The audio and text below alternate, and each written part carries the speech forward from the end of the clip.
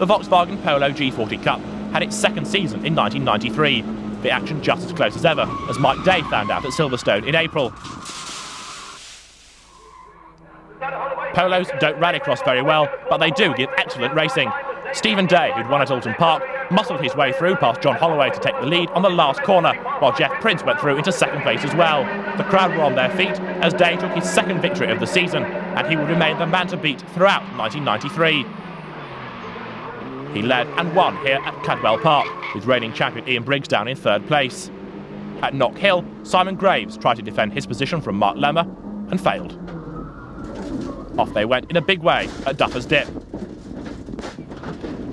Lemmer preferred the black bit and headed for it, while Simon Graves was out.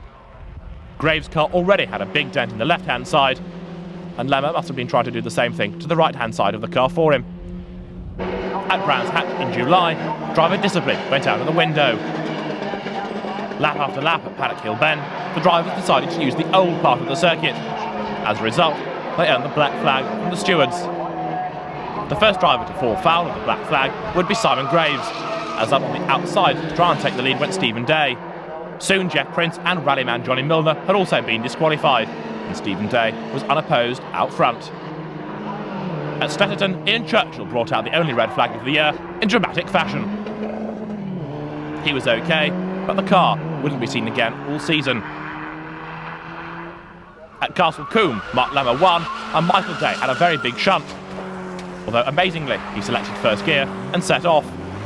Steve Day would win the championship at Castle Combe despite finishing 8th, and John Holloway would have a very large moment trying to keep up with the rest of the field.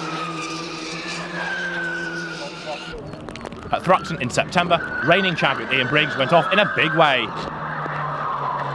The car ended up on its side, and in the slippery conditions, the slick-shod Polos were still at play. Simon Graves versus Nigel Manners. Off they went, into the barriers. By now, there were Polos all over the circuit, and none of them were in mint condition.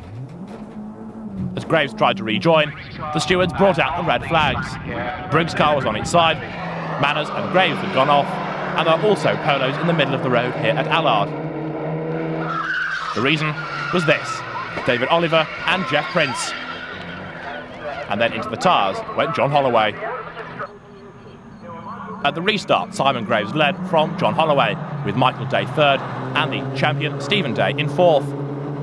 Graves' lead wouldn't last long, however. Holloway attacked him, and off they went.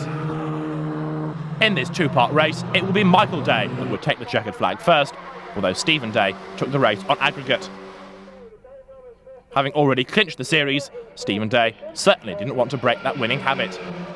At Donington Park in October, the 10th and final round of the championship, Day won for the 9th time. He really had been dominant in the Polo Championship, and next year the Volkswagen Polos run alongside the Ventos in a new Volkswagen Championship. Let's see whether Stephen Day is as dominant in 1994.